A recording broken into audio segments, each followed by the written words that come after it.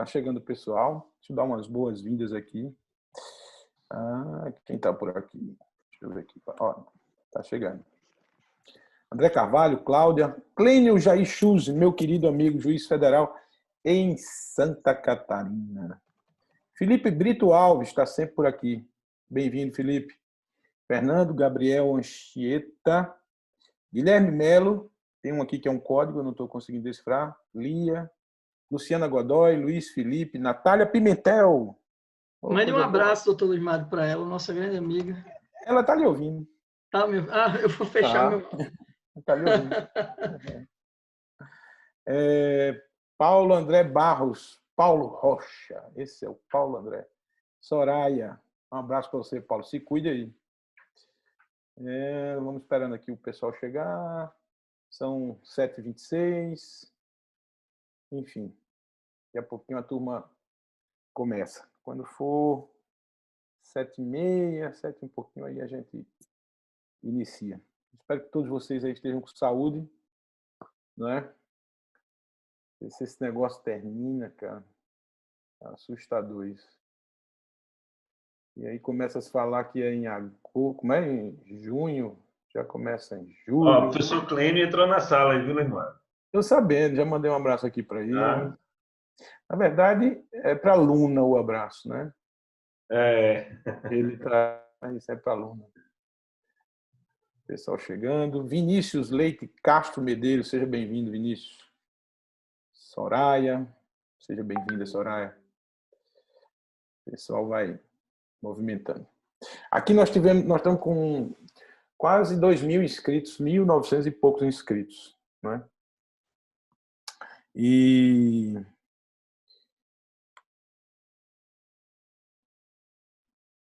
Fernando Menezes. E aqui nas lives tem passado aproximadamente 450 pessoas, né? Entra, sai, vê um trecho, sai e tal. Mas fica um público médio do começo ao fim, em torno de 250, 260 pessoas. Então tá indo bem legal aqui. O pessoal tá gostando. André Carvalho. Vai estar disponível também as outras lives, né? Estão disponíveis no... Sim, para quem está aí, né, nos ouvindo agora, as lives já estão disponíveis, as anteriores, né? Nós tivemos a primeira, que foi referente à saúde suplementar, né? O impacto da Covid na saúde suplementar, não, desculpa, estou ficando meio maluco, na saúde pública, né? Depois entramos em contratos imobiliários, foi bem animado. E essa é a terceira. Dia 16 a gente tem outra live também interessante. E enquanto essa live quer segurança, a do dia 16 vai falar de revisão dos contratos, insegurança plena e absoluta, né? E a turma que está lá, eu vou ter que arrumar alguém assim mais, digamos, ortodoxo, né? Tá lá. Se bem que tem o Alexandre Gomide, eu acho que o Alexandre vai dar uma equilibrada. Eu só estou preocupado, viu, Mariana? É que todo o trabalho de zerar um pouco o estoque do gabinete, lá da primeira vara civil, eu acho que foi pro ralo.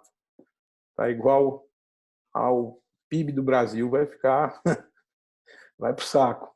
Eu acho que o que vai entrar de processo, meu amigo, olhe, de todo tipo, todo tamanho. Vai ser bom, irmão. É bom para o advogado, né, Marcel? Ao que me consta, a minha OAB está suspensa.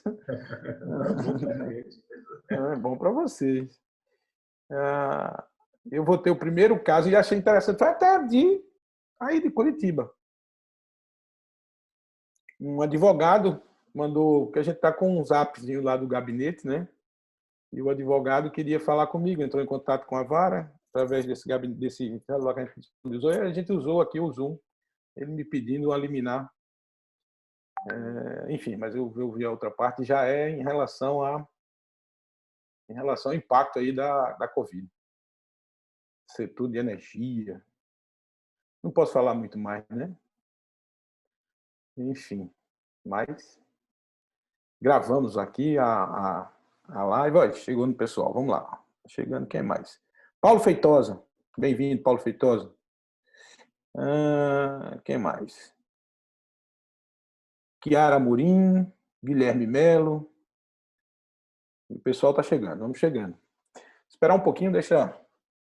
São 7h30. A gente dá uns 3 ou 4 minutos para a gente já dar a largada. Daqui a pouco começa o pessoal chegando.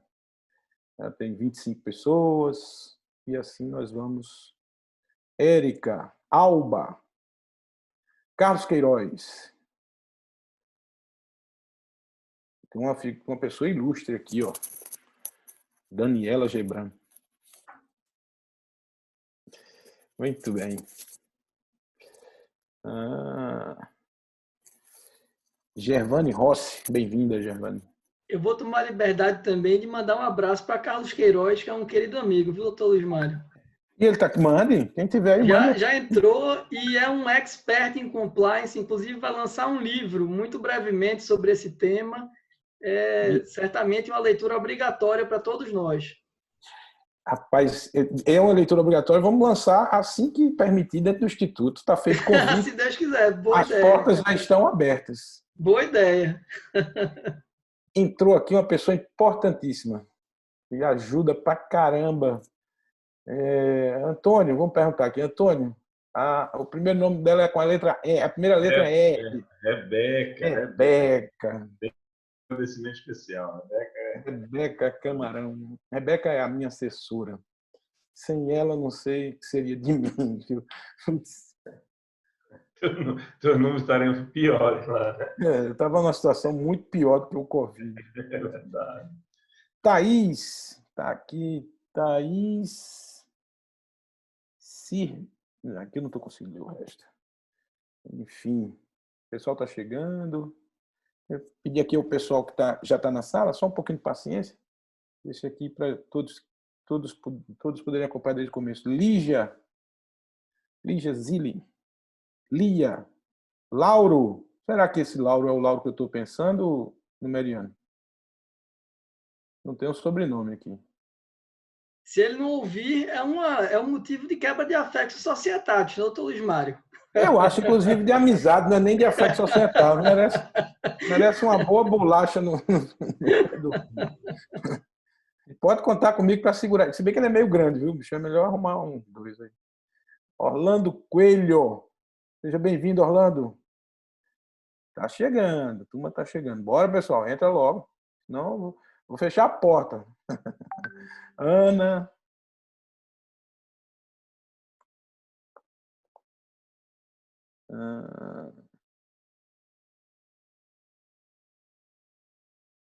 Muito bem. Eu acho que vocês podem ir dando um esquentezinho, sem adentrar exatamente no ponto, né? Eu vou fazer uma apresentação dos senhores e vocês vão fazendo um aquecimentozinho, tá? As pessoas estão chegando, tá? Vamos lá. Agradecer a todos os presentes, agradecer a cada um dos palestrantes, são jovens, mas com currículo invejável. Esse é o futuro do país, está na mão de vocês. Muito bem, quero agradecer também a Deus por mais um dia, por mais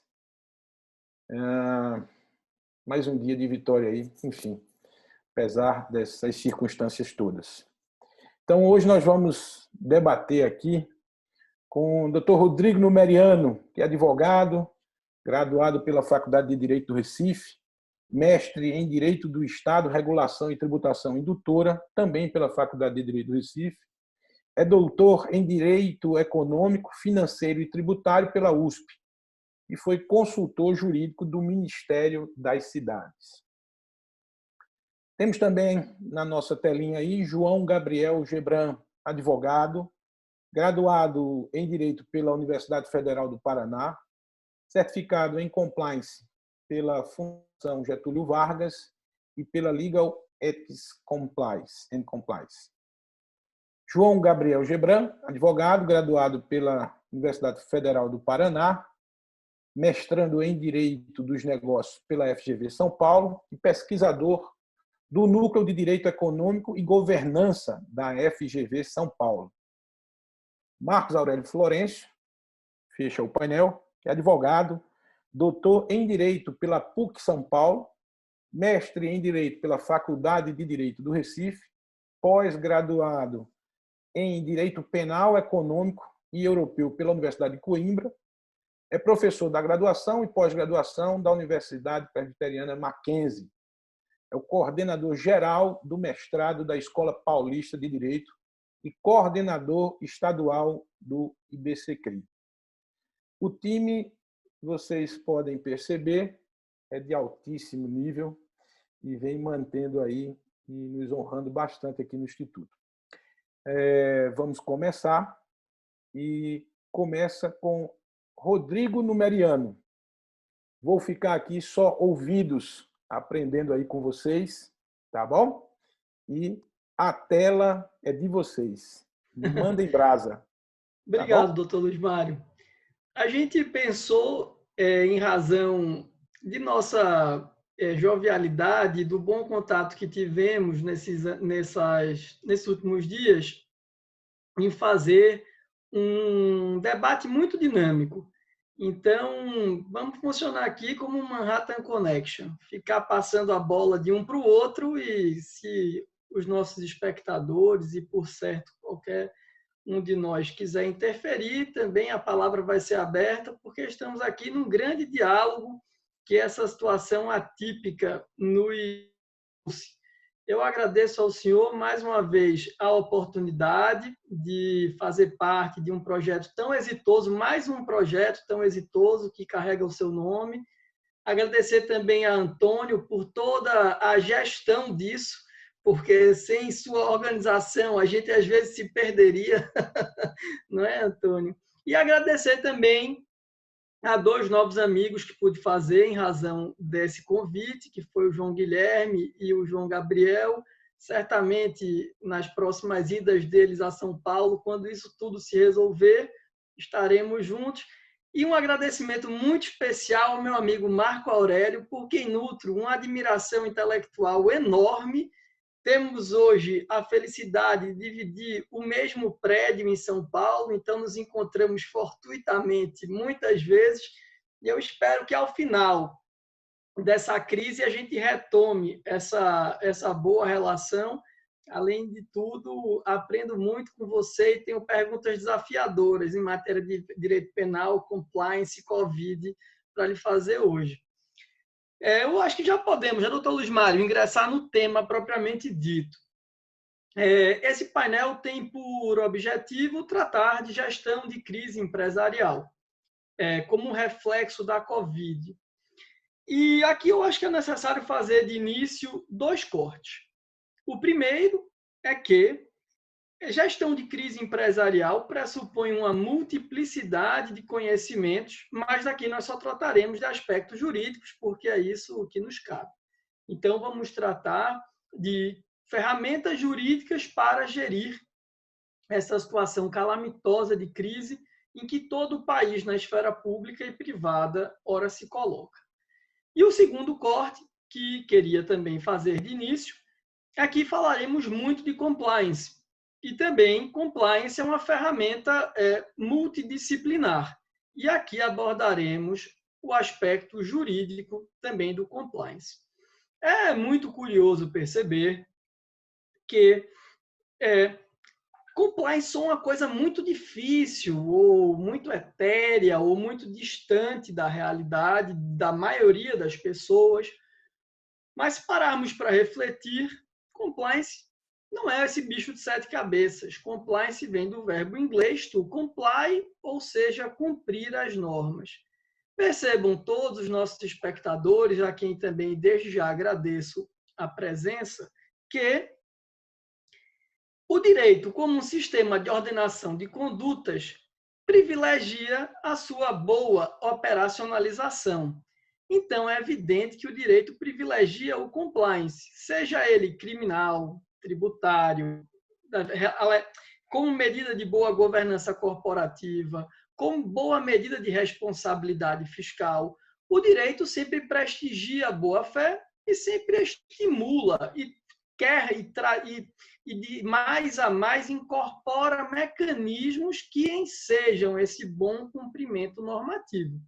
Se nós depurarmos toda a complexidade que eventualmente a doutrina ou a dogmática jurídica procura imprimir ao tema, compliance nada mais é do que uma medida de boa operacionalização do direito, uma medida de estímulo à boa-fé de condutas que permeia toda e qualquer área do ordenamento jurídico. Vejam que coisa curiosa. De mais a mais, a gente vem abandonando um perfil de Estado em que tínhamos comandos impositivos a cumprir e, se não cumpríssemos aquela determinação estatal, nós mesmos seríamos punidos, para um caminho em que nos é dada certa liberdade. Direito tributário, por exemplo, que é um tema que eu sempre tenho mais afinidade para tratar, é pródigo de exemplos. Quantos aqui, tirando o IPTU, eventualmente PVA, quantos aqui recebem uma guia na sua casa com um tributo que você precisa pagar? Quase não há mais tributos lançados de ofício regularmente no Brasil. Os lançamentos de ofício, claro, têm um condão corretivo, mas em situações normais, o que ocorre é o inverso. Ao contribuinte é dada esta grande oportunidade de bem operacionalizar o sistema jurídico e nós mesmos interpretamos mês a mês, trimestre a trimestre, as normas que devem incidir naquele caso concreto, calculamos o nosso tributo, fazemos as declarações e esperamos que tudo esteja certo. Veja que mudança de postura. De um Estado que, por exemplo, nos dava o tributo a pagar, hoje nós interpretamos o sistema jurídico e autolançamos o nosso crédito tributário. Nós interpretamos o sistema jurídico e nós formulamos contratos. Interpretamos o sistema jurídico e fazemos produtos financeiros, colocamos ativos financeiros no mercado, com um controle sempre a posteriori. O compliance, nesse ambiente, vem tutelar uma coisa muito importante, porque nós que não somos parte do Estado, se formos usar aqui uma linguagem kelseniana, que não é o objetivo da nossa live, mas considerando que nós não somos intérpretes autênticos das normas, a nossa interpretação não é vinculante. Então, o que fazer para dar força a essa interpretação, de modo que aqueles atos que nós praticamos no dia a dia fiquem de pé? Compliance é uma dessas boas medidas. A gente pode ver que os sistemas de ordenação de conduta caminham entre dois extremos. Eu vou colocar uma imagem, porque certamente pode auxiliar a visualização do que eu estou procurando dizer. Que extremos são esses? De um lado, nós temos um modelo de command and control. Eu agora fechei o arquivo e não vou encontrar tão rapidamente. Mas, de um lado, nós temos um modelo de command and control, onde o Estado nos dá uma norma, nós a descumprimos e, por consequência, somos punidos, para um outro extremo diametralmente oposto, que a doutrina estrangeira vai chamar de unconstrained freedom. Seria um modelo onde nós seríamos tão capazes de nos autorregularmos que o Estado não interferiria em nada disso. Muito bem, é evidente que não estamos no Brasil com a maturidade necessária a um modelo desses de unconstrained freedom. De outro lado, também, como acabamos de ver com uma série de exemplos, o Estado democrático de direito não necessariamente sempre é esse Estado que nos dá comandos e nos controla de forma imediata. Nós estamos numa situação intermediária, que vamos chamar aqui de autorregulação regulada. O que é autorregulação regulada? Que é algo que todo mundo faz quando, por exemplo, faz sua declaração de imposto de renda, a entregar ordinariamente no final de abril de cada ano. Esse ano foi prorrogado. Mas, muito bem, É autorregulação porque nós mesmos é que vamos ali dar os comandos, interpretar os comandos e cumprir o ordenamento jurídico. Mas é regulada porque há inputs estatais determinando como deve ser a nossa conduta. É exatamente nesse ambiente de enforced self-regulation que se situa o compliance. Vejam que coisa curiosa. Quando nós vamos incorrer numa multa contratual, numa pena criminal, numa sanção tributária, aquele tipo abstrato de matar alguém, ser punido, atrasar o pagamento do aluguel, pagar multa de mora ou ter o contrato rescindido. Todos esses tipos abstratos no Estado Democrático de Direito precisam ser densificados em concreto. É preciso sempre um merecimento concreto, por exemplo, da multa contratual. É preciso um merecimento concreto da sanção tributária, da pena criminal. O compliance ajuda nessa narrativa, à medida que a conduta de bem operacionalizar o direito permite transmutar ou afastar aquele merecimento abstrato de uma cláusula penal, de um contrato ou de uma pena criminal prevista no ordenamento jurídico em merecimento concreto, à luz de uma situação determinada, ocorrida no mundo da vida, ou afastá-la. Então, em linhas muito gerais, nessa grande ordenação, nesta grande boa ordenação de cumprimento, compliance é isso. É um modus de bem operacionalizar o direito, é um modus de imputar com segurança a responsabilidade a quem descumpre o direito, transmutando aquele merecimento concreto de uma multa contratual, de uma penalidade administrativa da CVM, tributária ou crime, em algo concreto. Antes de adentrarmos para todos os riscos que hoje a gente precisa administrar bem, e os programas de compliance servem para isso, porque eles servem para prevenir o descumprimento do direito, já que lógica e simultaneamente estimulam o bom cumprimento normativo. Antes de passarmos a exemplos concretos, eu gostaria de dirigir ao meu amigo João Gabriel, que vem estudando muito esse tema, alguns questionamentos para que o público fique bem situado, né? Já que o compliance faz parte hoje desse modus de operacionalização, de bem operacionalizar como autorregulação regulada as condutas que nós adotamos, o que seria, João Gabriel, um programa de compliance? Essa é uma pergunta que é fundamental para seguirmos adiante na nossa discussão. E mais ainda para ti, quais são os pilares de um bom programa de compliance? Porque também não vale ficar vendendo para os nossos clientes um compliancezinho de papel que todo mundo finge que tem no escritório e, no fim, aquilo não serve à boa operacionalização do direito. Eu gostaria de passar a palavra para ti, deixando um alento, doutor Luiz Mário. A meu ver, esse modelo intermediário de ordenação de condutas em que nós nos situamos abre para nós, particulares, um grande campo de liberdade. E a gente, por meio de soluções jurídicas criativas, juridicamente seguras, temos um ambiente muito plástico de normas para trabalhar e tentar sair da crise. A gente aqui vai tentar expor várias dessas soluções, já que o nosso mote prático dessa live é demonstrar isso. Ora, que soluções o ordenamento jurídico nos oferece?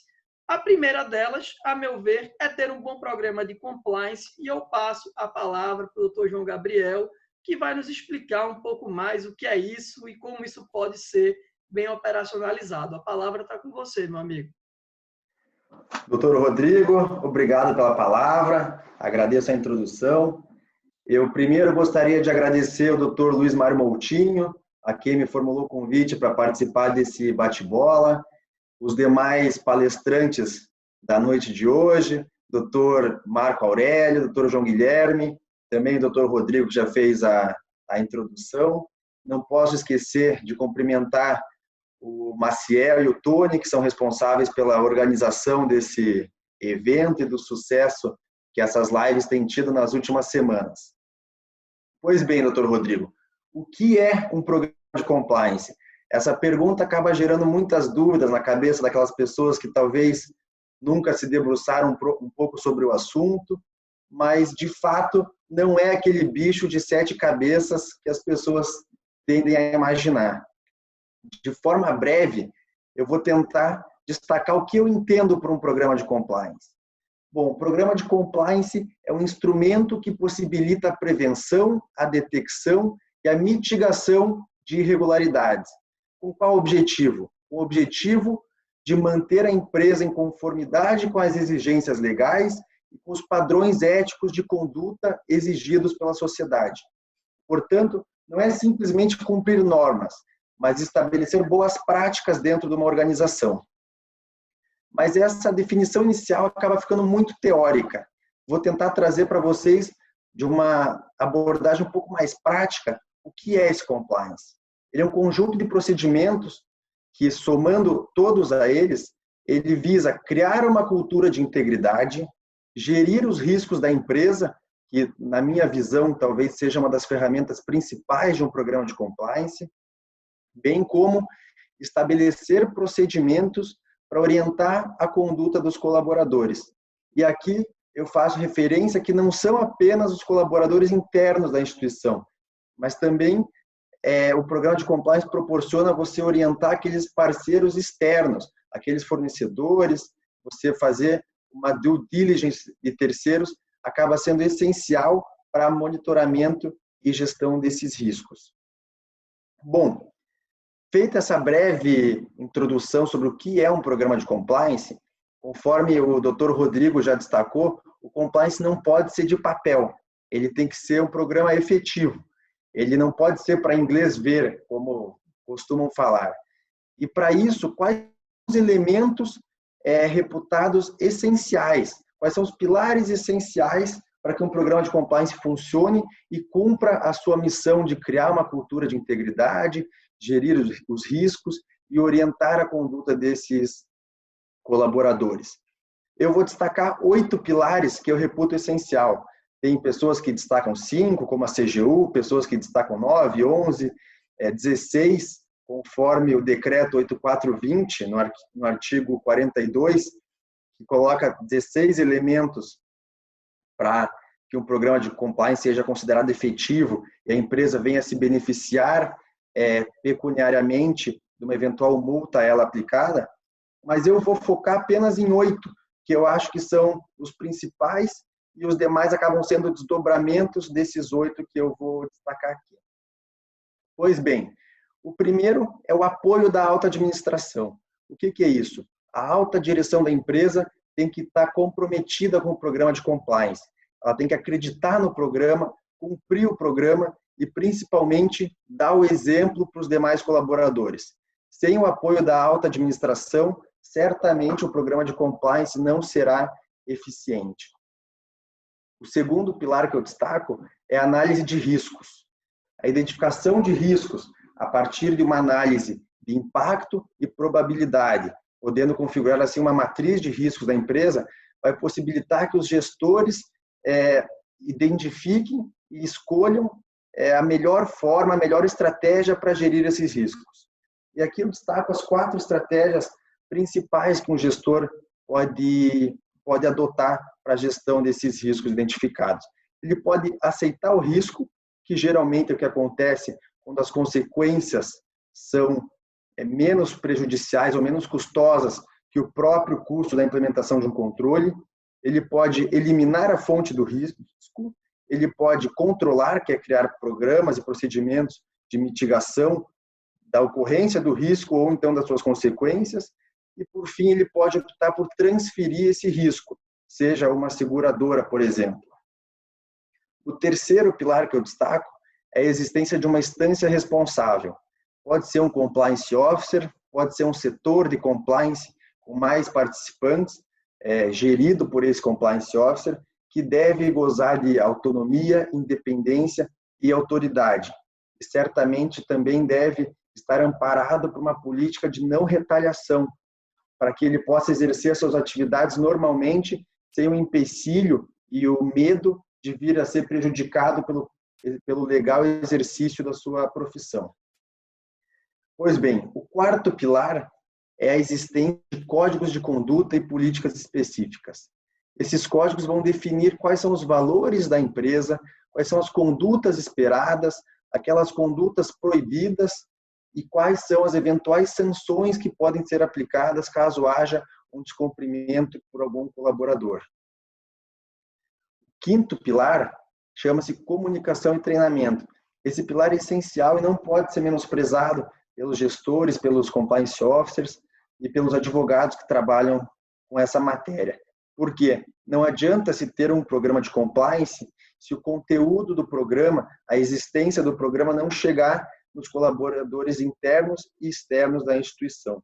Todos têm que ter conhecimento do programa, como ele funciona, tem que ter a liberdade de recorrer ao compliance officer caso haja uma dúvida de como agir, de qual a forma ética, qual a forma legal para agir e, portanto, o compliance officer deve estar à disposição e preparado para capacitar os colaboradores da empresa. Chegando ao final dos pilares, o sexto chama-se canal de denúncia. O que é isso? É um instrumento, pode ser de diversas formas, para empresas com maiores recursos conseguem terceirizar um canal de denúncias, com menor recurso podem usar instrumentos já existentes dentro da empresa, como um canal de e-mail, um ramal de telefone, mas a importância é que esse canal de denúncia seja anônimo, de forma a garantir uma confiança do colaborador para que ele realize a denúncia, o relato, no caso, de qualquer situação que ele repute irregular ou ilegal. Dessa forma, a consequência do canal de denúncia é o sétimo pilar, que é a investigação e reporte. O compliance officer vai ser incumbido de realizar a investigação para verificar a ocorrência do fato e, feito isso, reportar à alta administração, que, via de regra, é a quem vai competir tomar decisões sobre a ocorrência e as consequências daquele determinado ato. Por fim, esses pilares que eu destaquei fecham um ciclo, que é um ciclo que tem que ser monitorado continuamente, de forma a revisar os riscos e continuar sempre protegendo aquela instituição. Antes de passar a palavra novamente para o Dr. Rodrigo, eu gostaria de destacar que esses pilares eles têm que partir da vontade da administração da empresa. Eu insisto nisso porque muitas empresas implementam um sistema de compliance, querem gozar dos benefícios que esse sistema vem a proporcionar à empresa, mas não vai ser um compliance que vai funcionar, que vai trazer benefícios efetivos à empresa de proteção, de prevenção e de mitigação de riscos. Portanto, eu encerro assim a minha primeira palavra e passo para o Dr. Rodrigo Numeriano novamente. Marco e João, acho que agora vocês podem fazer uma dupla. Para fins penais, ter um programa de compliance num momento de crise como esse da Covid, onde muita gente vai ter que escolher que obrigação cumprir, e muitas delas, já que estamos num ambiente de escassez de recursos, como logo mais o João Guilherme vai nos expor. Mas, considerando que há um cenário limitado de tomada de decisões ótimas, ter um programa de compliance, de algum modo, protege aquele gestor que está mais acima, no topo. Como é que isso funciona na prática? Ter estruturado quem toma a decisão e, por exemplo, aquele cidadão da contabilidade que vai deixar de pagar a guia e está lá no programa de compliance, que era a responsabilidade do chefe dele observar se ele estava ou não pagando a guia naquele momento. Será que isso, de algum modo, blinda a alta gestão? O programa de compliance serve para essa segmentação de responsabilidade no âmbito tão pulverizado que né, com grande dispersão de funções como existe hoje dentro de uma empresa? Eu gostaria de lhes ouvir sobre esse ponto e acho que isso é muito relevante porque muita gente pode estar pensando, vou correr para fazer um programa de compliance, ou vou contratar amanhã um advogado para fazer um programa de compliance na minha empresa, porque quero me proteger e eu, como sócio majoritário, não quero ter no meu organograma societário responsabilidade por nenhuma tomada de decisões. Vocês acham que isso funciona, não funciona? Gostaria de escutar os dois.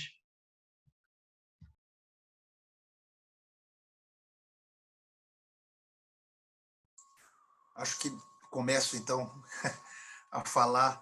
Primeiramente, boa noite, Dr. Rodrigo Numeriano, obrigado pelo convite, obrigado pela amizade que nos une, pela aproximação física, aqui em São Paulo e remota em Recife. Apesar de ser recifense, já estou há 14 anos aqui em São Paulo, então, de fato, sem perder, obviamente, as minhas origens, já me considero um pouco paulista, do ponto de vista cultural, do ponto de vista habitacional, até porque minha esposa e meus 2 filhos são aqui de São Paulo.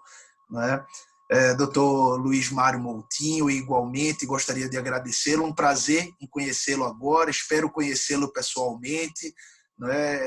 Essas relações, eu acredito, nessa dificuldade que trouxe essa pandemia, também fez com que houvesse outras facilidades, que é, de fato, a utilização desses recursos tecnológicos com mais intensidade, que termina por unir também as pessoas.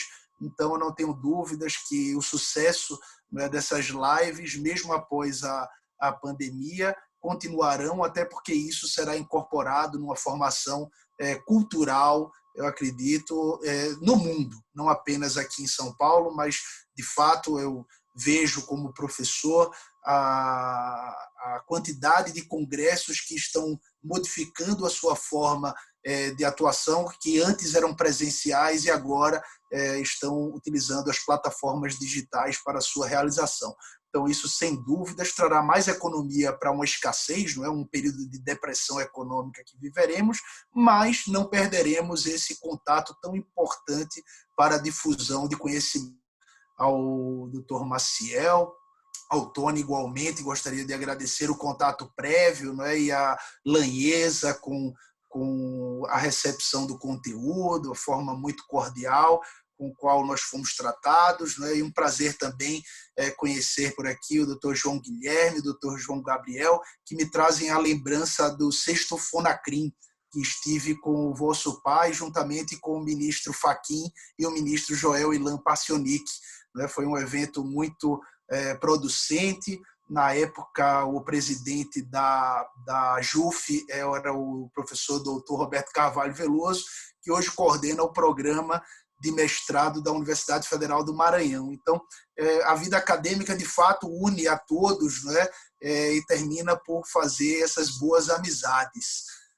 Eu gostaria apenas de fazer uma correção, do ponto de vista do meu currículo, porque isso, de fato, me toca aqui em São Paulo. Atualmente, eu sou o coordenador do mestrado e doutorado em Direito Político e Econômico da Universidade Presbiteriana Mackenzie, que é a casa que eu escolhi. Eu já sou professor da universidade há 10 anos, passei uma temporada na Escola Paulista de Direito, instituição que sou muito grato, mas atualmente eu coordeno o programa da Faculdade de Direito do Mackenzie, onde, de fato, há 10 anos eu estou muito vinculado às atividades daquela instituição e escolhi como a minha casa acadêmica, onde tenho bons relacionamentos, para falar a verdade, extraordinários relacionamentos, e o nosso reitor, inclusive, é um pernambucano agora. Temos a oportunidade de ter um reitor pernambucano, que foi pró-reitor da Universidade Federal de Pernambuco, então isso ainda me faz estar mais à vontade lá no Mackenzie. Pois bem, o tema é instigante, Tratar de compliance é tratar, de fato, de um modelo ocidental que vem se formando sobre a prática de negociações. E esse modelo, certamente, assim como outros modelos, como a proteção de dados, que é um modelo europeu, da GDPR, e aqui foi recepcionado pela Lei Geral de Proteção de Dados, que está em vacância, inclusive foi dilatada essa vacância da lei, será colocado em xeque por uma questão muito simples. Lá no Mackenzie, inclusive, a nossa linha de pesquisa são os limites jurídicos do poder econômico, ou seja, até que ponto o direito pode interferir na economia e até que ponto essa interferência ela é saudável, ela é, de fato, producente, porque a gente não pode estagnar a economia. E nós estamos vivendo um período de crise, não é? Iniciamos um período de crise. Não sabemos, inclusive, qual é o tamanho desta crise. Não sabemos, inclusive, quais empresas irão sobreviver a esta crise. Nós não temos dimensão do número de desemprego, do número, porque nós estamos literalmente no início dela, não é? Tudo que até agora foi estipulado a partir de projeções. Isso não é um dado ainda objetivo, mensurável. Mas a questão do compliance, então, para mim, que além de pesquisador também sou advogado, me soa muito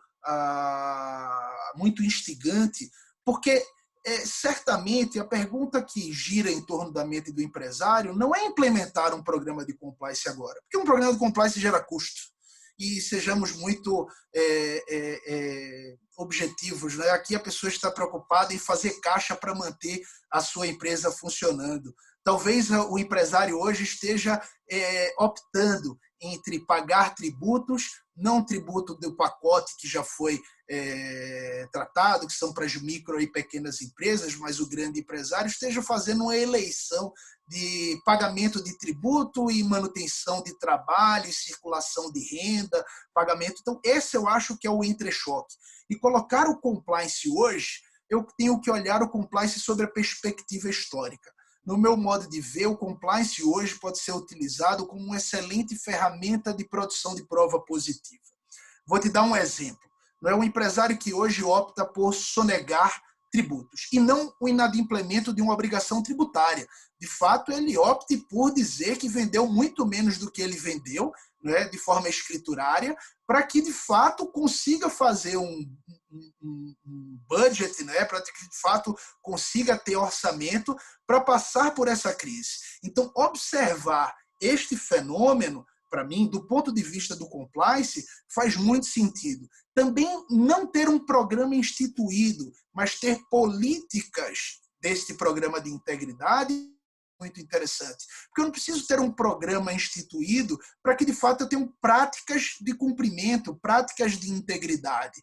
Essas práticas que se revelam através do tratamento com relação ao trabalhador, que se revelam através da sociedade, né, do tratamento através da sociedade, ou seja, o que é que essa empresa, em papel social, ela está a realizar no seu entorno. Isso tudo vai ser muito importante para amanhã as autoridades, quer seja o Ministério Público, a autoridade de polícia, quer seja o judiciário, possam ter uma dimensão do direito que, de fato, nós só vamos ter com o passar desta crise. Eu remonto, Rodrigo, uma questão que foi objeto da minha tese, inclusive, de pós-doutorado na Universidade de Salamanca, e nós discutimos sobre isso até. Eu defendi uma tese sobre a inexigibilidade de conduta diversa nos crimes contra a ordem tributária, para além do que é recepcionado em todos os 5 tribunais regionais federais do Brasil, da 1ª à 5ª região, para além do artigo 168A, que os nossos tribunais, todos eles, admitem a determinar, com relação ao cumprimento, né, de algumas características, não crescimento de patrimônio dos sócios, comprovação que, de fato, não havia outros meios que não de apropriação do recurso, da Previdência, para que, de fato, fosse aplicável essa tese da inexigibilidade de conduta diversa. E, para mim, a questão deveria ser expandida a depender do caso concreto. Você utilizou a dogmática, não é? E eu utilizo até um método, que é um método de um professor catedrático aí da Faculdade de Direito do Recife, que é o professor Cláudio Brandão, que é o método tópico hermenêutico. Esse método ele tem, na legalidade, o limite máximo de privação do indivíduo, né, da sua liberdade de ir e vir. Mas ele tem, no caso concreto, o juiz ele pode analisar, no caso concreto, o limite mínimo de liberdade. Ou seja, para conceder liberdade, o juiz tem total autonomia para julgar para além do que está disposto no dispositivo legal. Ele só não pode o inverso, ou seja, para restringir a liberdade de locomoção do indivíduo, o limite máximo de interpretação é o limite do que o legislador estipulou em lei. Então, com base nisso, eu disse que isso poderia ser utilizado, né, para todos os tributos, ICMS, imposto de renda, no caso da Espanha, o IVA, né, como um imposto único. E foi muito interessante porque, na Espanha, os professores disseram assim, olha, essa sua tese pode até fazer sentido no Brasil, mas aqui na Espanha ela não tem sentido algum. Isso talvez porque eles tinham ou não tivessem, né, passado, ou a longo prazo teriam passado, por esse período de crise, não é, que hoje o mundo inteiro está passando. Depois que o mais desgraçado deste momento tenha passado, inclusive na Espanha, eu vou perguntar à minha tutora o que é que ela pensa hoje acerca dessa tese, porque esta tese ela foi formulada na Suprema Corte Alemã num período em que estava, né, a Alemanha passando por uma grave crise financeira.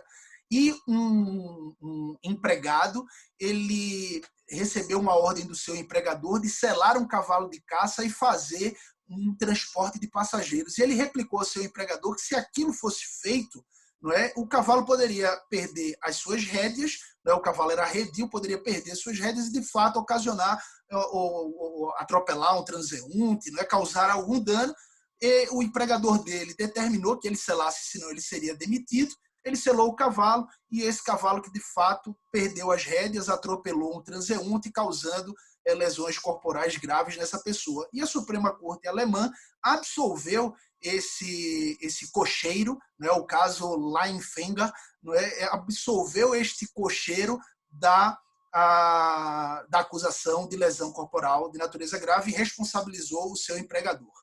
Então, eu vejo hoje o compliance como esse mecanismo de produção de prova positiva para mostrar que o empresário hoje, por exemplo, que sonega tributos nesse período de crise para manter empregos e gerar renda, amanhã, qualquer que seja o tributo, amanhã, ao olhar o histórico dele de integridade, de cumprimento, de adimplemento com as obrigações tributárias, responsabilidade social e ambiental, enfim, toda uma gama, não é, de vetores, como o Dr. João Gabriel mostrou, não é, que norteiam uma política de compliance, sendo essa política, tendo sido efetivada, não mostra que esse empresário, num momento de crise, ele é criminoso.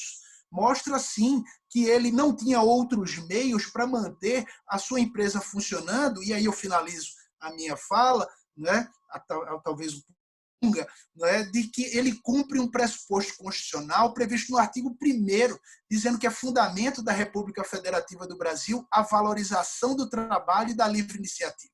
Então, isso faz com que nós possamos ter, não é, de fato, uma interpretação conforme a Constituição e que auxilie o empresário nesse momento de crise. Marco, eu estou de pleno acordo.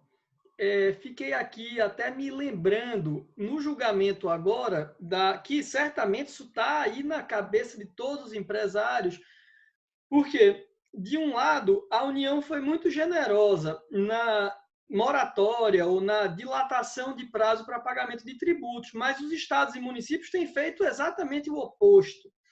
E muitos empresários estão de cabelo em pé agora nessa época de Covid, porque ainda fazem vendas online, ou têm serviços essenciais e permanecem com seus negócios abertos e não estão conseguindo pagar ICMS. E aí me perguntam, doutor Rodrigo, eu declaro, mas o Supremo não falou no julgamento recente do final do ano passado que declarar o ICMS não pagar é cometer o crime de apropriação indébita? Eu acho que seu comentário é extremamente feliz, Marco, porque diante desses outros valores que ora se põem, né, como preservar a geração de renda, preservar empregos,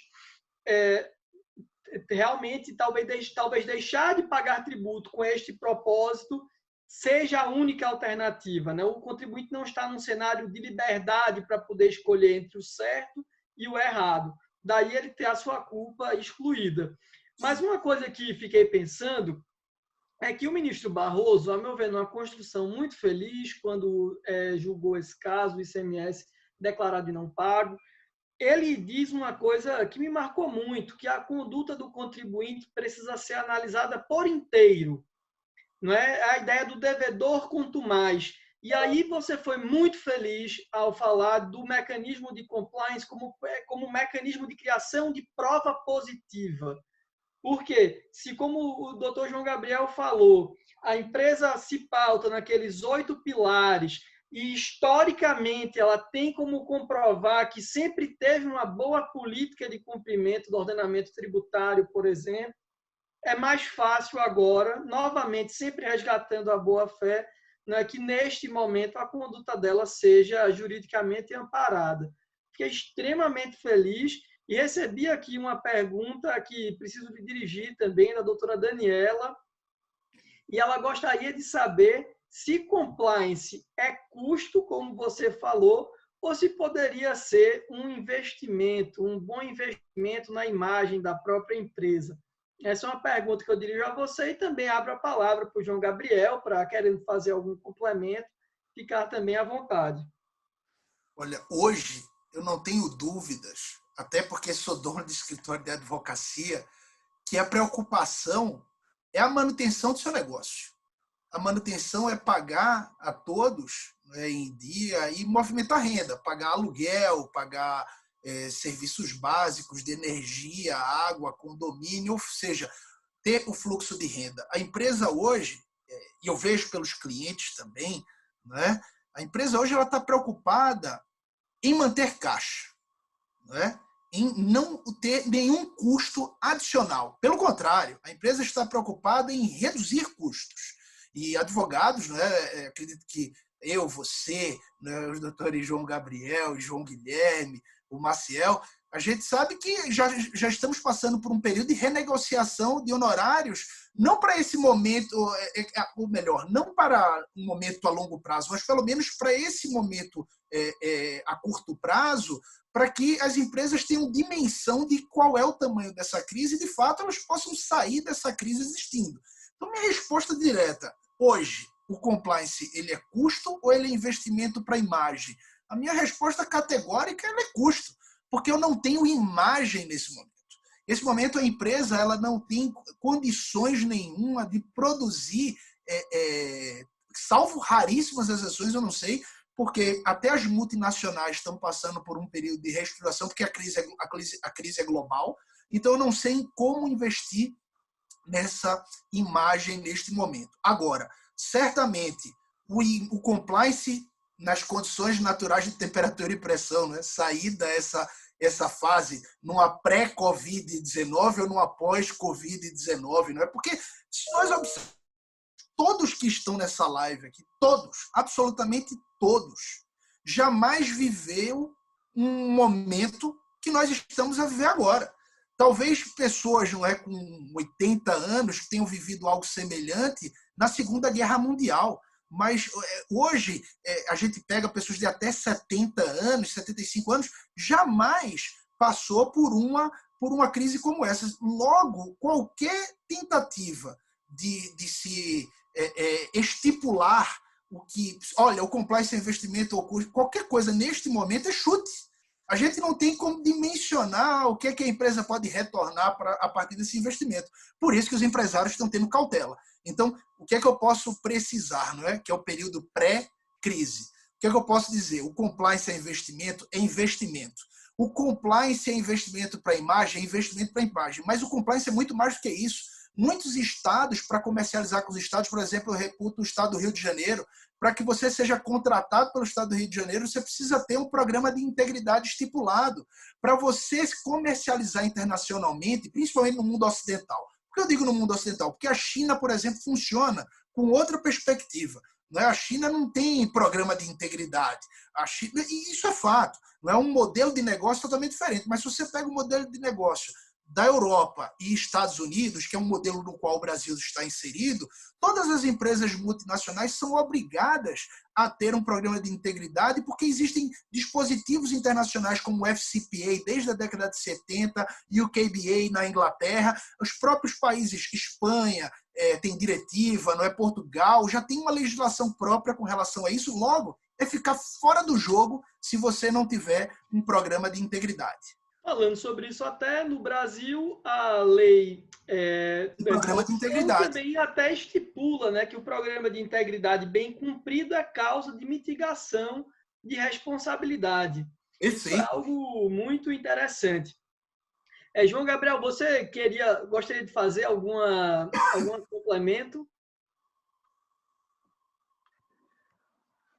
Eu concordo com o doutor Marco Aurélio que, de fato, o compliance exige um dispêndio de dinheiro. E, nesse cenário de crise, é muito difícil as empresas terem caixa para um dispêndio, digamos assim, não necessário. Ela vai querer se manter, quem sabe pagar seus funcionários, os que conseguirem, e continuar com a sua cadeia produtiva. Mas, por outro lado, eu entendo que a gestão de riscos também é essencial para o empresário nesse momento de crise, porque, sendo uma situação excepcional, em que os empresários têm que lidar com decisões de urgência, que pode acarretar na sobrevivência ou não da sua empresa, uma mínima gestão de crise, gestão de riscos, é essencial para superar essa crise, porque, eventualmente, a contratação de um fornecedor ou de algum outro parceiro de negócio, sem que seja feita devida due diligence, etc., pode acarretar danos ainda maiores para esse empresário. Então, certamente, pequenas empresas e até grandes não vão conseguir gastar grandes quantidades de dinheiro para implementar um programa robusto. Mas, certamente, se elas tiverem uma mínima condição de utilizarem mecanismos, às vezes até reestruturando o que já existe dentro da instituição, para gerir esses riscos e orientar a tomada de decisão da forma mais estratégica possível, eu acho que tende a ajudar bastante as empresas a superarem essa crise. Porque, por outro lado, apesar de não ser diretamente um investimento em imagem, por não sabermos o cenário que vai ser gerado daqui para frente, conforme o doutor Marco Aurélio destacou, eu entendo que a forma com que as empresas que sobreviverem vão lidar com esse cenário de crise, certamente vai acarretar na credibilidade que ela vai ter no mercado após a superação desse cenário. Se ela lidar de uma forma transparente e ética, certamente ela vai estar na frente daquelas que lidaram de forma contrária quando essa crise se encerrar. Muito bem. Eu acho que nesse contexto de crise de financiamento, né, onde as empresas têm feito esforços de caixa imenso, há algumas situações também que nós precisamos avaliar e que fazem muito parte do tema em discussão. Eu tentei fazer um upload agora de imagem, não sei se está aparecendo para todos. Está, Antônio?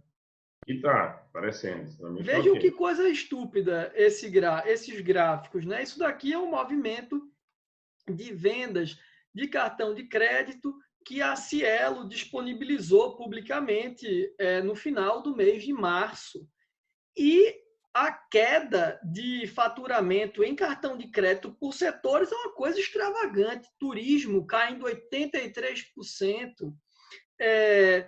Estacionamento de veículos, já que ninguém pode sair de casa, 82%. Construção civil, 50%. Em alguns estados até estão com atividade paralisada, como é o caso aqui do nosso estado de Pernambuco. A meu ver, as empresas devem estar desesperadas, com um grave esforço de caixa. Nossa Bolsa de Valores deixou isso muito claro. Eu fiquei meio perplexo com essas perdas. Se nós virmos aqui, a Vivara, Via Varejo, que é o Grupo Pão de Açúcar, ou seja, grandes players do varejo nacional, caindo mais de 60% no valor de suas ações. E nós bem sabemos que o mercado financeiro é um instrumento basilar de capitalização dos negócios no Brasil, né? Uma empresa pode se capitalizar por empréstimo, por dívida junto a seu sócio, por integralização de capital social ou recorrendo ao mercado. Uma das muitas formas é colocando ações na bolsa. Se uma empresa perde tanto, como fica desesperadora a gestão de seu caixa? E aí, nesse grande contexto de insolvência, em que visivelmente nós estamos no país, o doutor Marco Aurélio foi muito feliz em dizer, é um contexto de insolvência cuja dimensão nós não temos como prever agora, não é verdade? Eu gostaria de passar a palavra para o doutor João Guilherme, a fim de que ele possa nos dar algumas luzes sobre ferramentas de gestão de insolvência nesse momento. João Guilherme, a palavra é sua. O que você vê como alternativa, né, para contornar, ou prevenir ou melhorar o esforço de caixa que ora se impõe no país?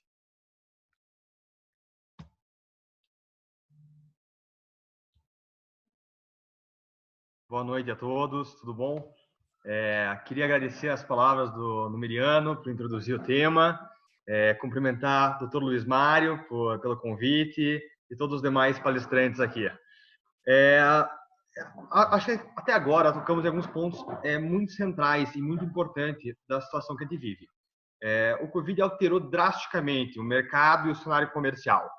O que tinha um cenário hoje em dia vive um cenário de grandes incertezas e medo, tanto no âmbito de saúde, mas também no âmbito econômico. A gente não pode esquecer que as empresas estão sofrendo duramente, como foi muito bem exposto pelo Dr. Rodrigo. A certeza é algo primordial e é essencial para o comércio. O comércio basicamente se baseia na confiança de que seus contratos vão ser cumpridos, que as coisas vão acontecer como previsto. E esse cenário atual, né, é exatamente o oposto. Então, a gente precisa tomar medidas para reverter esse cenário. O fluxo de caixa das empresas, como muito bem pontuou o Dr. Marco Aurélio, está um desastre. O que era antes um cenário de crescimento, hoje virou um cenário de sobrevivência. As empresas precisam, e já fizeram, em boa medida, todas as manobras possíveis para conter gastos. Então, a estratégia básica número 1 vamos conter gastos, reduzir custos e manter, dentro do possível, um fluxo de caixa minimamente negativo, ou o melhor possível. E mesmo assim nós não estamos conseguindo. Com o mercado estagnado, você não consegue. Tuas despesas são fixas e tua receita é variável, tua receita vai a zero. Então você precisa tentar manter dentro do possível aquilo que dá. E é o que foi feito em boa medida pelo governo, em algumas medidas já estabelecidas. Inclusive essas variações e alterações trabalhistas são, dentro do possível, algo para conter os custos. Mas não é só isso. Há outras medidas possíveis e que, com certeza, estão sendo feitas e ainda serão feitas para realizar, para tornar viável essa reestruturação financeira. Então, eu destacaria duas delas em especial, que é renegociação de contratos. Eu acho que esse é o ponto mais central e mais relevante. E, em boa medida, o que está sendo proposto em projeto termos de renegociação de contrato e como nós vamos lidar com essas renegociações. Porque, através dela, é a segunda forma possível de conseguir conter custos, reduzir custos, renegociar dívidas e manter um caixa sadio. Porque a realidade econômica é muito clara. Empresa dificilmente quebra por falta de lucro, por mais estranho que pareça. A empresa quebra por falta de caixa.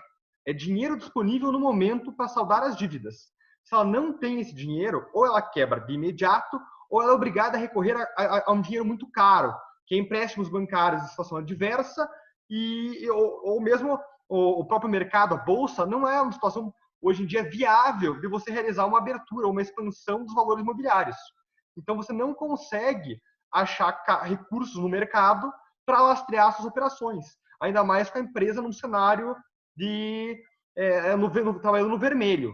Então, é muito importante que as empresas pensem em maneiras de viabilizar esse caixa. Hoje em dia, eu já falei esses dias disso, aquela máxima econômica de que cash is king nunca foi tão bem aplicada. Hoje em dia, quem tem fluxo de caixa positivo e recursos guardados vai se sobressair, tanto durante a crise quanto posterior a ela, porque é essencial, ter o dinheiro é essencial. As empresas que vão se manter, que vão sobreviver a isso, sem dúvida são aquelas que têm uma melhor gestão de caixa. João Guilherme, como você vê nesse cenário também você tratou muito bem da ferramenta da renegociação de contratos, e eu queria que você falasse no estágio último, né, das recuperações judiciais, que intuitivamente eu acho que vão explodir no nosso país. Sem dúvida. O segundo passo, para aquelas empresas que não conseguirem renegociar no privado com seus fornecedores, consumidores, clientes, parceiros de negócio, cairão inevitavelmente na recuperação judicial. A recuperação judicial é um instrumento um pouco complicado, eu diria ambíguo. É uma faca de dois gumes.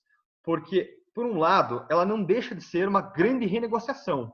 Porque você vai colocar todos os credores à mesa e vai renegociar o quê? Dívidas. Então, se você já não está suportando a situação, chegou numa situação extremada, então você precisa colocar todo mundo junto para rediscutir como se vai pagar, como se vai cumprir e discutir a viabilidade do negócio perdurar depois de realizado um plano de recuperação judicial. Então, posteriormente à crise. Sem dúvida, será muito utilizado e será muito recorrente. Muitas empresas irão acabar entrando em recuperação judicial, o que, por um lado, no Brasil é muito mal visto, mas precisa de uma nova percepção de como encarar a recuperação judicial. Ela é um instrumento de auxílio do empresário. Então, acho que o principal benefício dela, e o benefício imediato, seriam as suspensões de todas as execuções e todas as cobranças pelo stay period, que são aqueles 180 dias iniciais da recuperação judicial quando aprovada. Isso dá um fôlego, especialmente no caixa, uma vez que você não precisa desembolsar dinheiro para manter a operação, para pagar todas essas dívidas passadas, você consegue focar esses recursos na atividade econômica e assim ganhar um fôlego maior. Então, sem dúvida, esse será um recurso muito utilizado e talvez muitas empresas recorram à recuperação judicial especificamente para ter esse alívio financeiro por 180 dias. Num segundo momento, que é o lado, acho que eu diria quase negativo, você vai cair numa renegociação forçada com todos os credores. Vai ter que negociar os créditos.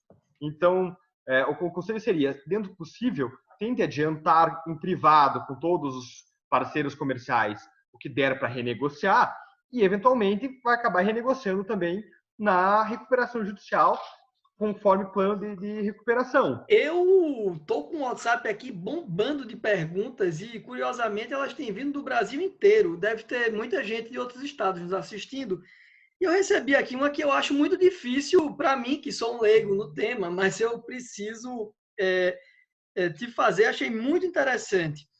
É um advogado de quem gosto muito, um advogado de Alagoas, chamado Dr. Arthur de Melo Toledo, um grande leitor de Pontes de Miranda. Aprendi muito com você quando trabalhamos juntos. E ele pergunta, João Guilherme, se na sua visão caberia aplicação principiológica para inserir nesse momento, diante do agravamento de crise, débitos vencidos posteriormente à aprovação do plano nas recuperações judiciais em curso.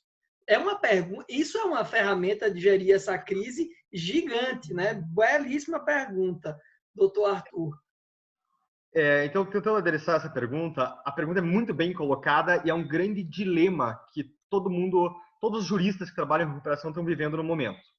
Porque, por um lado, a gente tem o que chama de dinheiro novo, que são as dívidas durante a execução do plano de aprovação. Então, todo aquele dinheiro que entra posterior ao início da recuperação judicial é chamado de dinheiro novo. E ele é essencial para que a empresa possa sobreviver.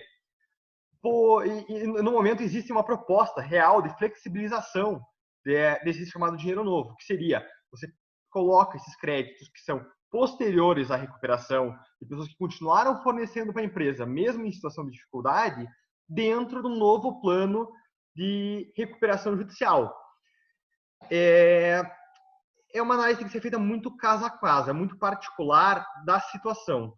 Porque... Eu estava olhando aqui, por curiosidade, a lei, e eu estava vendo eu termino administrando algumas recuperações judiciais aqui em Pernambuco, e estava consultando aqui o artigo 49, que acho que dá uma brecha e talvez funcione como um alento para quem queira fazer isso, porque o artigo 49 diz: estão sujeitos à recuperação judicial todos os créditos existentes na data do pedido, ainda que não vencidos. Então, talvez, se o cara tinha dívida velha que se venceu no meio dessa crise, né, ainda que tenha um plano aprovado em via de aprovação, ele possa inserir. Não sei o que você pensa a respeito. As dívidas velhas, mesmo as vincendas, já inserem o plano de recuperação. Eu acho que a pergunta diz respeito às dívidas contraídas durante a execução do plano de recuperação. Porque não são mais dívidas velhas, são dívidas novas. E a empresa que não consegue mais... porque quando ela pactuou aquele plano de recuperação, concordou com ele, ela tinha uma situação, por exemplo, de certa estabilidade. Quem estava no meio do ano passado, numa situação delicada e pediu a recuperação judicial, vislumbrava um cenário positivo. E foi depois surpreendida por um cenário total de crise, falta de consumo, falta de mercado, e aquelas dívidas que ele se comprometeu a pagar lá atrás se tornaram ainda mais inviáveis.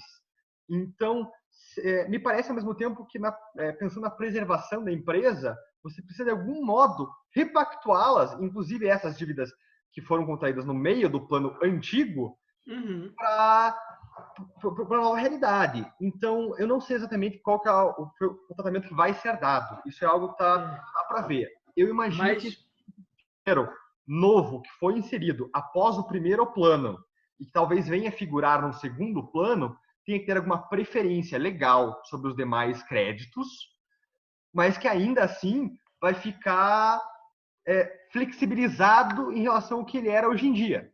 Então, vai haver uma mudança. E essa é uma mudança radical no cenário de recuperação judicial. É uma mudança significativa e vai servir, inclusive, para repensar reformas no Instituto como um todo. Para onde vai a recuperação judicial no Brasil? Como nós vamos lidar daqui em diante? E esse é um ponto fundamental para pensar reformas políticas ligadas à recuperação judicial. Outra pergunta que eu recebi aqui, que parece que esse tema da recuperação judicial é quente, viu, doutor Luiz Mário? O mercado. É o ânimo do mercado. O mercado da advocacia está animado com as recuperações vindas. Infelizmente. E eu estou desenhando, aí só para informar, estou desenhando uma live junto com o Ivanildo aqui sobre recuperação judicial com um time aí de peso. Mas vamos lá. Outra pergunta que surgiu aqui é se você tem visto, João Guilherme, nesse período, dilatações do prazo de stay period, né? Para que as empresas tenham ainda mais fôlego para superar esse momento. Ao invés daqueles 180 dias, ter mais tempo. Como é que você vê isso? Sem dúvida. Na verdade, o stay period está sendo dilatado. É uma recomendação, inclusive, do CNJ, de que aqueles que estejam usufruindo do stay period, novamente, analisado caso a caso, conforme o entendimento do magistrado, mas que deve se levar em consideração a crise para prolongar esse período.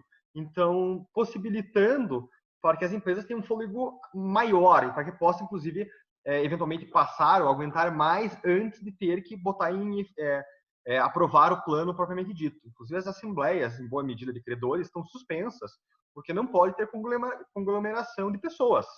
Então, é inviável se realizar uma assembleia física. Esse é outro ponto que acho que justifica o alongamento do stay period. Inclusive, em termos de reformas, uma proposta agora que está sendo suscitada é trazer alguns elementos já utilizados em sistemas estrangeiros, como a França, de renegociação coletiva.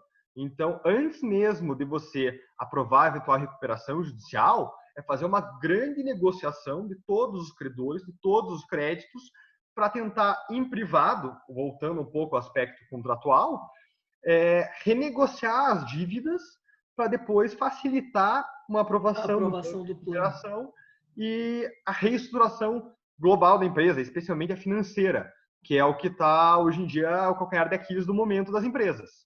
Perfeito. Então, isso provavelmente será visto. Não tem que esperar para ver, na verdade, a tramitação do projeto, na verdade. É um projeto de reforma que já existe, está em trâmite desde 2005, e que agora foi adicionado um capítulo excepcional para tratar do Covid e da crise que a gente estamos enfrentando.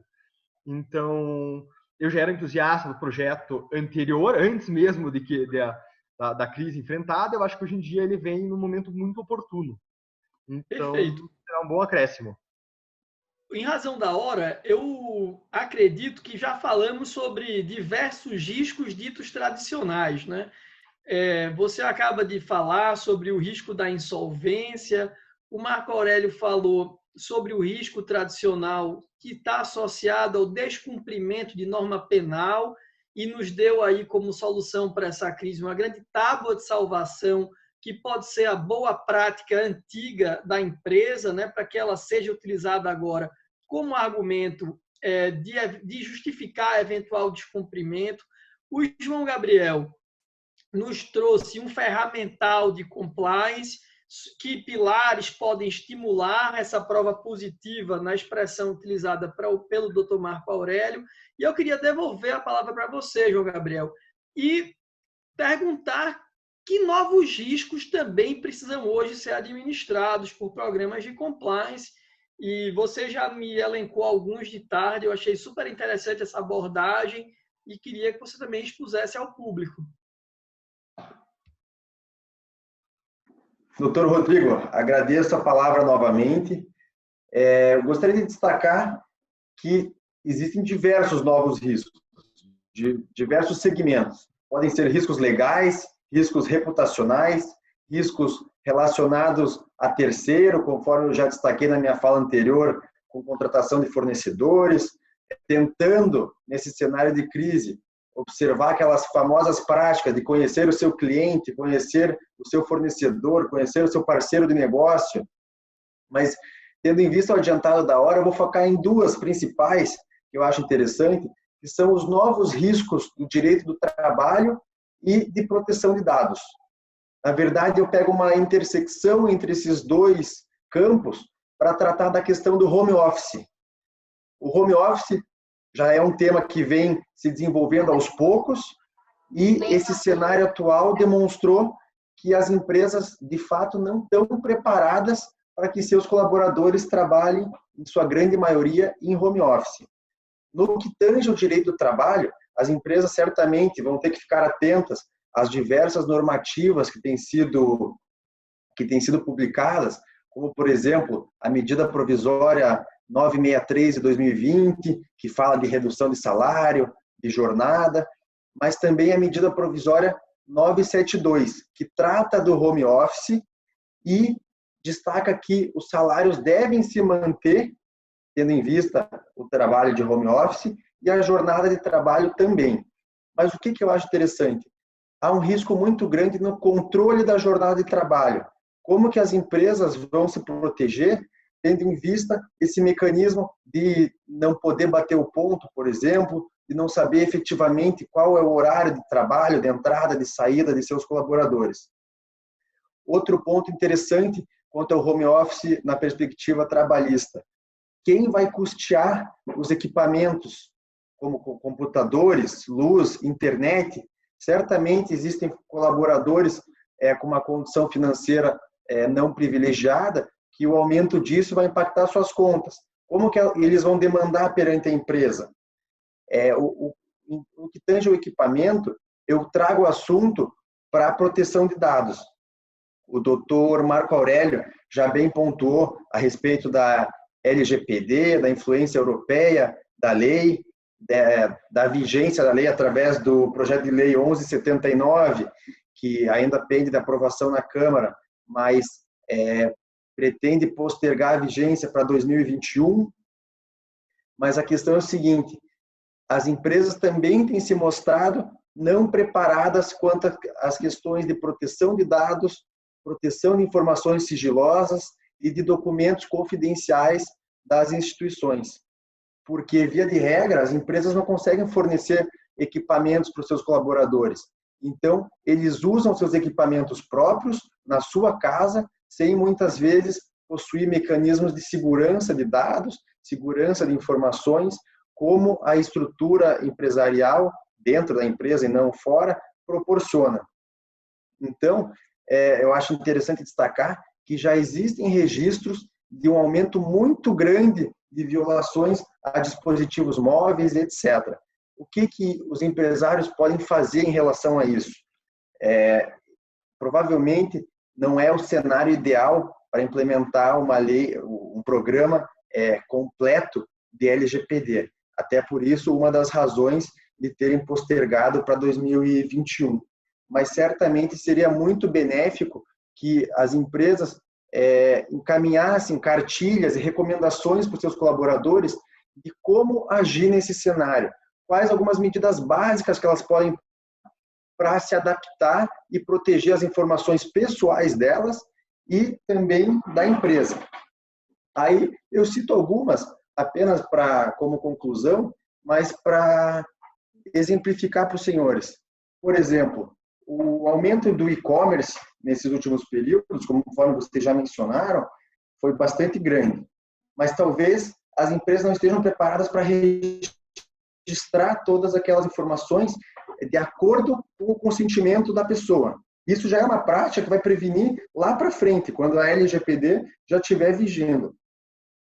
Então, um simples contrato para que a pessoa possa assinar, possa concordar, já é uma proteção a mais que a empresa garante. Outras questões, uso de sistemas de criptografia de informação.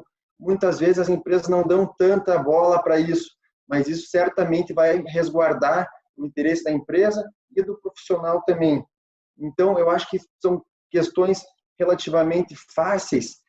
Basicamente, a busca de informação e a intenção de tentar consertar isso para proteger a empresa, que já é um passo para futuramente implementar a LGPD e para esse momento atual, certamente vai trazer um pouco mais de segurança para os profissionais, para os colaboradores e para a empresa em si. O doutor Antônio Maciel é um entusiasta desse tema. Eu acredito que nós fizemos, na perspectiva panorâmica a que se propunha essa live, uma análise de diversos riscos que ora estão postos. Queria trazer só mais um alento, que é propriamente de âmbito tributário. De mais a mais, especialmente ao nível da União, nós temos visto normas benéficas e bem conscientes do cenário de crise pelo qual passa o país. O Brasil hoje tem 34%, tinha, né, na última exame, acredito que isso vai mudar, mas até o ano passado nós tínhamos 34% do nosso PIB fundado em tributo. As empresas gastavam mais de 1.800 horas por ano para cumprir o sistema tributário, são 63 tributos distintos e mais de 90 obrigações acessórias. E, felizmente, esses rigores têm sido prorrogados. Então, certamente, aquela empresa que pagava 30% do seu faturamento numa média de tributo, hoje vai ter esse dinheiro, ao menos temporariamente, para reinvestir. E aí, o tema do compliance também está sendo bem incorporado neste momento. Eu vou trazer aqui um último gráfico, que é uma imagem chamada pirâmide do compliance. É uma diretriz da OCDE que, de mais a mais, os países têm adotado, a Receita Federal do Brasil, ora, adota. E o que a gente verifica, em linha com tudo que falávamos aqui no início, é que há hoje uma grande mudança de perspectiva da relação entre o Estado e os particulares. Se anteriormente o particular, no caso o contribuinte, ele recebia uma autorização, era fiscalizado e, sendo o caso, punido, essas são as três faces do exercício de poder de polícia, a meu ver, com essa incorporação da conformidade, das boas práticas de compliance fiscal, essa relação sofre uma mudança e a relação tributária passa a ser uma relação propriamente ordenadora, de boa ordenação de condutas. Daí porque, se nós verificarmos, agora, nessa grande perspectiva de compliance como autorregulação regulada, é uma diretriz para a boa operacionalização do sistema tributário pela própria administração fazendária, que ela estimule o diálogo e o esclarecimento de dúvidas do contribuinte. Então, se o contribuinte quer cumprir corretamente as suas obrigações fiscais e o programa de compliance traduz isso, é uma função da Receita Federal do Brasil, por exemplo, facilitar.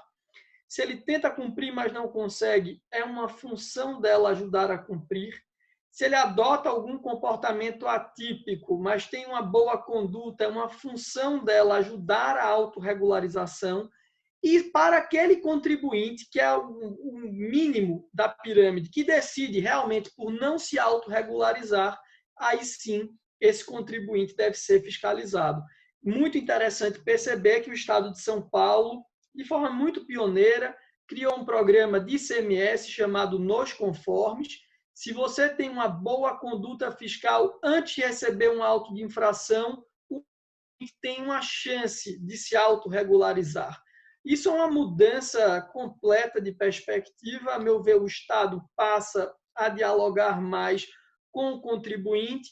E nesse cenário, para fins de mitigação de crise, além de todas as moratórias que nós temos visto, eu diria, como boas ferramentas de gestão da parte fiscal da crise que ora está posta, diante desse diálogo mais amplo com a administração fazendária, adotar boas práticas de transação.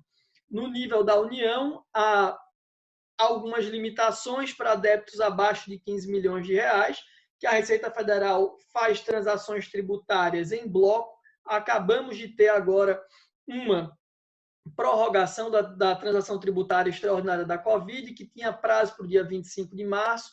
Esse prazo foi prorrogado. Então, débitos tributários federais hoje podem ser inseridos e um parcelamento foi dilatado para até 84 vezes ou 91, se for empresa de pequeno porte, não mais 60. Isso é outro elemento que traz mais fôlego para as empresas, e algo que tenho feito muito e tem dado muito certo é contar com o judiciário nesse momento. Vejam que coisa interessante. Existe uma série de ferramentas do novo Código de Processo Civil, todas elas amparadas pelo dever de cooperação, que inclusive os magistrados têm para com as partes. E hoje é possível, por exemplo, fazer negócio jurídico processual para substituir garantia em execução fiscal. A empresa tem 10 milhões bloqueados, tem um imóvel de 10 milhões. Por mais que a execução fiscal se perfaça no interesse do credor, ela também precisa respeitar uma menor onerosidade. Então, aqueles 10 milhões podem ser substituídos a título de garantia e o cara vai ter liquidez para pagar débito tributário, débito trabalhista, colocar fluxo de caixa para pagar fornecedores. Mais ainda, a ferramenta dos negócios jurídicos processuais abre um caminho amplíssimo para negociações de toda sorte. Claro, sempre no melhor ambiente de formalismo, de ética e sempre documentado nos autos. Mas, a meu ver, o judiciário e a administração fazendária têm aí um papel de protagonismo muito grande, porque não é incomum que processos tributários tenham vasta parcela de patrimônio bloqueada e muitas vezes esse patrimônio pode ser revertido neste momento de intensa crise para a permanência da empresa, com geração de renda, com geração de emprego. Então, acho que o bom uso do compliance no direito tributário também dá a segurança, adorei essa expressão, Marco Aurélio, traz a prova positiva da boa conduta da empresa, o que certamente impacta positivamente esse tipo de negociação que pode se abrir hoje como mais uma alternativa atípica, não é, de tentar salvar o país, ou ao menos dirimir, mitigar os impactos dessa crise que ora vivemos. Doutor Luiz Mário, eu tenho que lhe passar a palavra. Enfim, de minha parte, fizemos um panorama aqui. Não sei se o senhor tem mais perguntas do público, se o senhor também gostaria de fazer perguntas. Nós já nos encaminhamos para o final, não é? Em razão da hora, e vou fazer algumas observações em cima do que vocês falaram. Antes de tudo, a minha admiração, na verdade, a boa inveja, né, pela juventude de todos. Certa feita, eu estava fazendo uma audiência e chegou um jovem estudante para assistir a audiência. E eu pergunto sempre, quando eles vão, o que é que você quer ser? Ele disse, eu quero ser juiz. E aí, mas disse com muita convicção. Talvez com mais convicção do que quando eu me candidatei ao concurso de juiz. E eu vi tanta vontade que eu disse, eu tenho um negócio para lhe propor, um negócio processual. Eu lhe dou o cargo, e você tem que me dar algo em troca. E aí ele olhou, se você já vem, já chega, já está perto para ser desembargador, já tá. Mas o senhor quer o quê? Eu digo, eu quero a sua idade. E ele, sabiamente, né, eu acho que ele vai ser advogado, porque ele foi mais inteligente, e aí ele disse, não, não troco.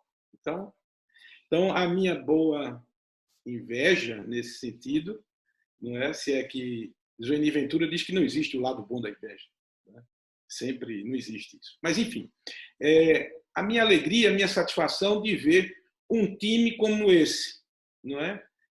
De dores daquilo que se propuseram a falar, com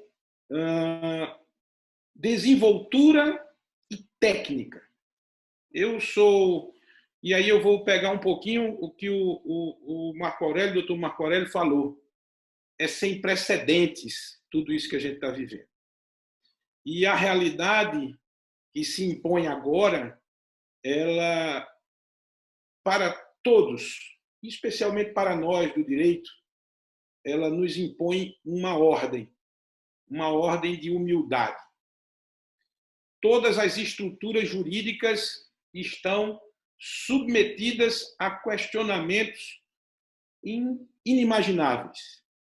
Nós não sabemos como vamos sair e como resolver juridicamente as questões, seja no ambiente tributário, seja no ambiente trabalhista, seja no ambiente privado, até no ambiente familiar. Como cuidar de um idoso confinado e não significar abandono? É só um questionamento exemplificativo. Eu sou um entusiasta do Estado democrático, materialmente falando. Eu sou um entusiasta das soluções que vêm do parlamento. Eu não acho que o ambiente judicial seja o melhor lugar para resolver questões de escala, como aqui estamos vivendo e além das nossas fronteiras. O pensamento jurídico hoje não pode ser ideologicamente enviesado. Eu sou um entusiasta da segurança jurídica e, portanto, um apaixonado pela regra, muito embora reconheça o papel importante dos princípios. Mas, se numa situação de temperatura e pressão, normalidade de temperatura e pressão, para me locupletar aqui da expressão do Dr. Marco Aurélio, nós temos uma certa dificuldade de encontrar modelos jurídicos prontos e acabados, ou regras certas, de conteúdos determinados, para dar soluções justas, e, vez por outra, judicialmente estamos nos socorrendo de princípios para, por vezes, dar fachada de juridicidade a decisões judiciais preconcebidas, algumas das vezes, numa percepção hobbesiana da vida. Eu hoje tenho que me curvar à plasticidade dos princípios diante da situação de exceção que nos encontramos. Penso que é necessário que a sociedade se una, não apenas para distribuir alimento aos carentes, não estou dizendo com isso que não deve ser feito. Às vezes, e aqui eu não quero entrar no ânimo de ninguém que assim age, as razões pelas quais essas pessoas se movimentam